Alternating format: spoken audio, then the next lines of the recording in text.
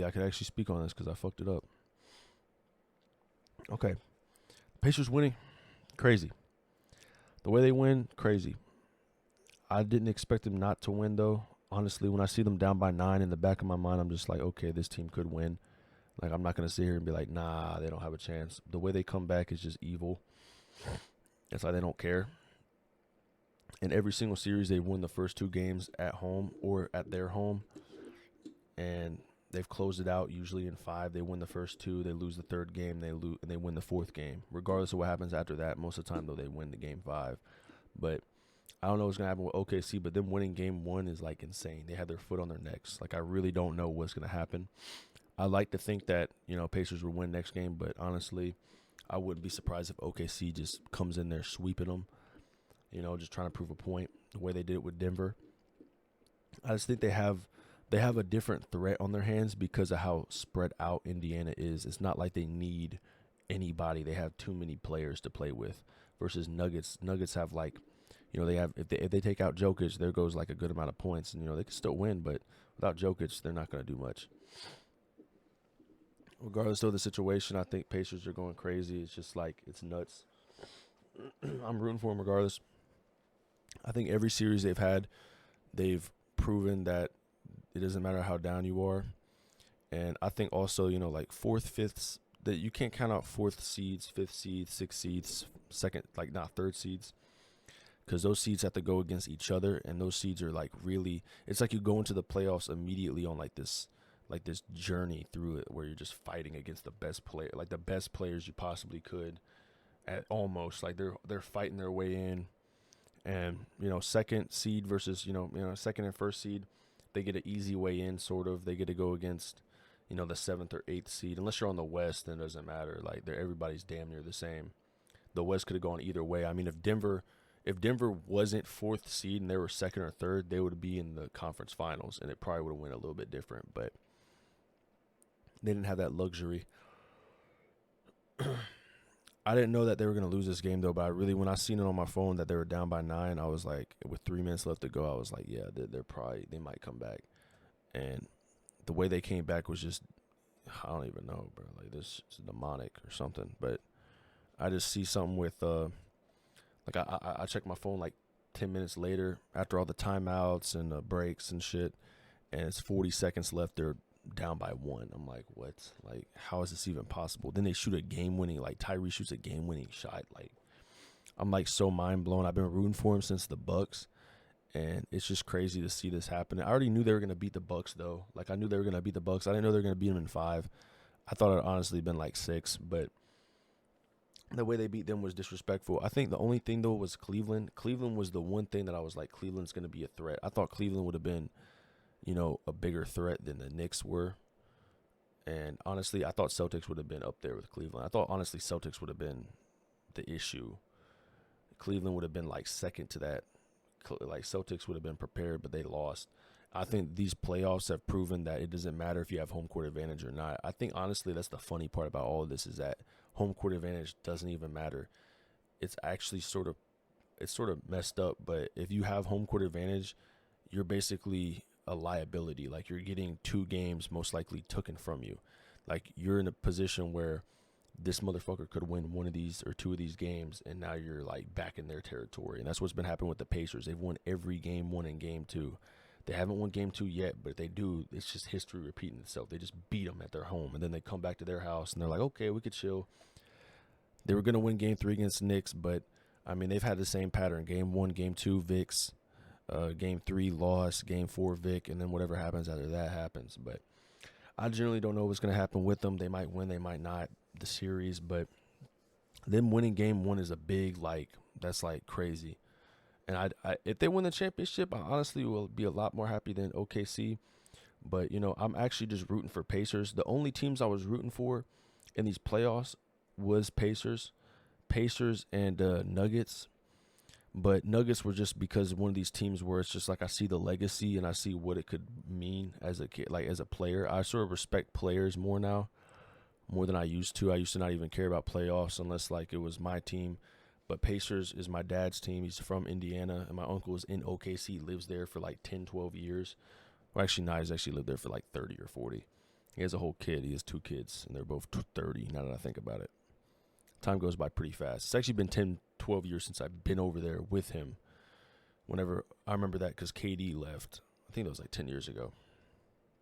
I remember that when KD left. We were all watching the TV in OKC, and then I remember he was on the news and he was like, oh, I'm leaving. I was like, damn, everyone in there was crying. But, shout out to OKC, though. They really did come back and do what they had to do, unlike Charlotte Hornets. And Pacers, though, it's just crazy because I knew they were going to win Bucks. I knew they were going to win against the Bucks. I'm sort of surprised that people thought that the Bucks were going to beat the Pacers. Like, let's take a step back. The Pacers are not going to lose to the Bucks. It might be close, but they're not going to lose. The Bucks lost to them last year, and the Knicks lost in 7. So I honestly did think the Knicks could go either way, but the way the Pacers have won these series is just evil. Like they're literally taking the first 2 games from them at their own home court, and then they go back to their home, and it's like they lose it, and then they win game 4, and now you're up 3-1.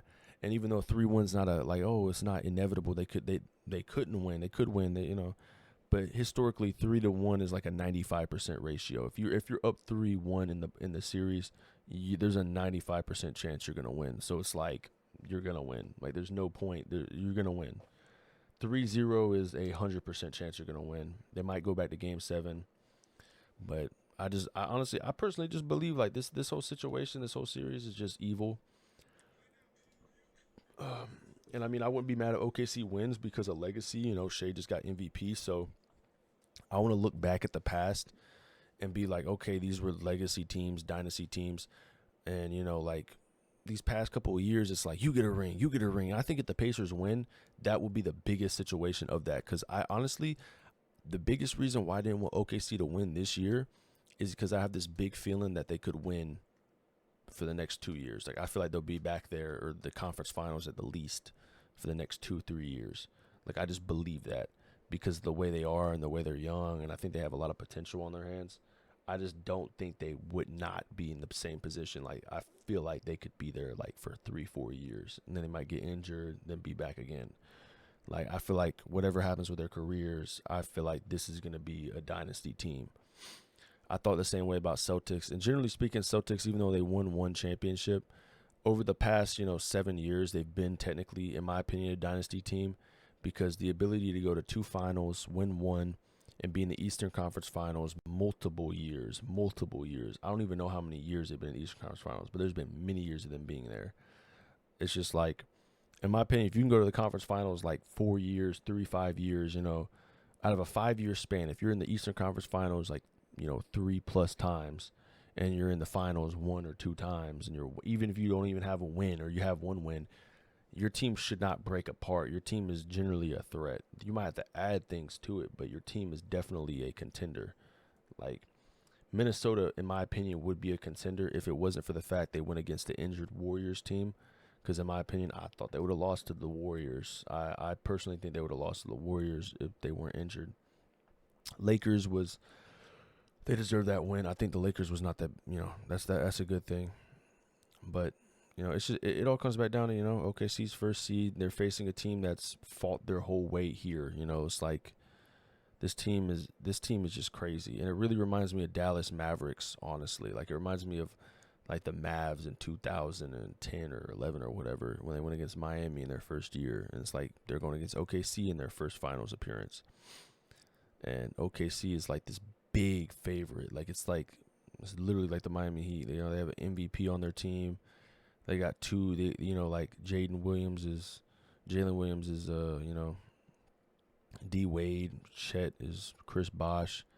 Then they got a bunch of good defensive players. It's just like I could see this team going, far. I personally do think the team could win the finals. I still think they could easily win it. It just comes back down to like, they have to prove themselves. They have to get in there and win.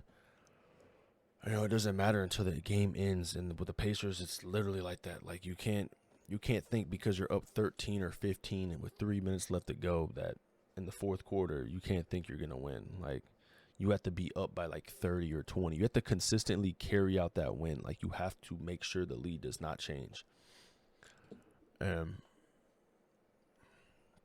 It's got to adjust. That's the scary thing though with the Pacers is that They have Rick Carlisle as their coach, one of the, honestly, in my opinion, one of the best underdog coaches to be out. And he went with Dallas. He went to I think he went to the finals as an assistant coach with the Pacers. Been with the Pacers many years. He's one of those coaches that is just gritty. Like it doesn't fucking matter, bro. Like none of this matters. Like you're like the OKC, in my opinion, I do. If Pacers win Game 2, I'm not gonna sit here and be like, I told you so. But I'm gonna be real. I really already knew this was sort of gonna happen. It's just the fucking formula that they win Game 1, Game 2, lose Game 3. It's just been happening every single series, and then they win Game 4. That's happened every series. All 4 games are all planned out.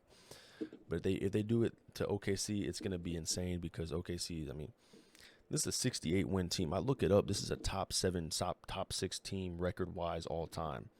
And the only reason they're not top 5 is because 3 teams are tied 69 wins.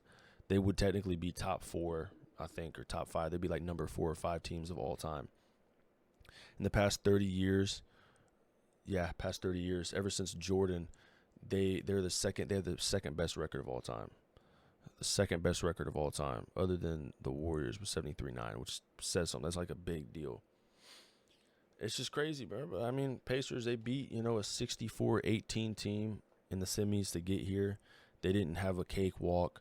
They had to beat teams that were gritty as fuck, and that's what builds a team up. I mean, being the underdog in every series, low-key, if you can surpass that, you become such a big threat because you're beating teams that are much better than you, and you're, like, learning from it, watching film, just learning, making adjustments, like, okay, this is what they do, okay, like, this is how they move. You're beating winning teams. And 5, too, and fucking 5, and 6. It's not like they lost. They haven't gone to 7 at all. OKC's going to 7. Like, that's basically where they're at. OKC's going to 7 against Nuggets. Nuggets are, in my opinion, the Western. I just can't believe it. I just remember seeing the fringe contenders. I remember seeing the fringe contenders before the playoffs started, and there's a lot of fringe contenders. I mean, the contenders were obviously Cavs, OKC, Celtics. That was basically it. Those are the 3 contenders, main contenders. And OKC is there, so that does make sense. Of course, the other 2 didn't even get past semis. They were in the semis, though, so, I mean, I guess they lost in 5. Both of them lost in 5. Well, actually, 6. 5 and 6. Fringe contenders, though, is a big toss-up. I think Bucks were in there, too. I think it was Bucks, Detroit, Indiana, Knicks, and then in the West, it was 2nd seed to 8th seed. Because the West is just crazy. I don't even know it doesn't even matter, bro. Like, it doesn't matter. All, like, 2nd seed is like 2 games ahead of 8th seed at this point. They're all tied. The West is actually brain dead. I mean, having 50 wins and being 8th seed is like evil. I'm not going to lie. Having 50 wins and being 8th seed, barely making the playoffs, is like, that's evil, bro. When you have 50 wins, like, in my opinion, you have to have 60 plus wins or 59 wins. 58, high 50s, low 60s is 1st seed and 2nd seed, around that range. Like, maybe even mid 50s. Mid 50s is like 3rd, 4th, and then 50s and low 50s are 5th, 6th, with like high 40s, and then 7th and 8th are like above 500, like right above 500, and like at 500. That's how it should be. But in the West, it doesn't matter. Like, you can have 50 wins. You can have 52 wins. You're fucking 8th seed. In reality, you should be like 3rd or 4th. But yeah, these playoffs are going to be really crazy. I mean, it's not even over, but I mean, this matchup is just insane. I just remember people telling me, like, Pacers aren't going to do shit. And then now and this was in the first round. I knew they were going to beat the Bucks. I knew they were going to make it to the semifinals, but I didn't know they were going to make it past the semifinals. In my opinion, after I seen the Cavs, I'm like, yeah, this team is going against. I mean, it's not like they just went against some fucking Daisy Dukes team. Like, this team is crazy. This team just had 64 wins, 2nd best record, top 30, 40 record of all time. When you get 64 wins, you're a great team. Like, you're a good-ass team. Like, you're not just in there for no reason. Like, you're a good-ass team. Like, I don't know. Like, even though, OKC had, 68 wins, that's like a top 4, top 5 record. But when you're in the 65, 67, 66, 64 range, you're a easily top 30 team of all time, top 40 team of all time. It's crazy how it differentiates or whatever. But I do remember seeing a lot of 67 win teams back in back in Miami Heat and Dallas era. You had Miami Heat with 66 wins, like I think 2 seasons in a row, which is still insane. That's winning records. San Antonio Spurs had 67 wins, and everyone forgot about it because Warriors had 73-9, and then they had two other 67 record years. The year before that, they had 67 wins, and the year after that 73 win, they had 67 wins, which is just like, what are we doing? Like, this is insane. They won 2 out of 3 of those too. If they didn't have KD, they would have lost the third one. And then they had, I forgot, Houston Rockets the next year had 65 wins. That's evil, bro. Like, honestly, if I won 64 wins, 63 wins, 65, I'd be like, bro, we have to be making it to the finals. Like, that's where the record doesn't even matter, bro. It's evil. It just adds to you as a team. It makes you just look a lot more unstoppable. But it doesn't matter, though. Some players just want to win the playoffs. Playoffs is a whole other series. I'm looking forward to this, though. It's going to be crazy. Sunday is going to be a big day, and I'm going to be reporting on it. But, yeah, I mean, it's just nuts. I'm not completely surprised, but I definitely am like, wow. Like, I can't believe. Like, it's like I see it with my own eyes. Like, I take a step back on my phone. I'm like, they're up 9. Like, they could come back. But that's like my heart telling me it, but my mind, I'm like, nah, they can't. There's no way. This is OKC. But then they come back. It just doesn't even seem real. Like, it just seems like someone's worshiping the fucking devil at this point. Like, it just seems like someone's, like, how do you go from 13, 12, 15 in like fourth quarter to like, oh, now you're winning. Like, they haven't had one lead the whole series, and they just make a game-winning shot. Like, it's just evil. Like, it's just like if I was an OKC fan, I'd be crying. Well, actually, I know my uncle is probably pissed off. My dad's happy as hell. So they're both going at it. That's how it is, though. Brothers fight. It's just funny. It's just so funny, bro.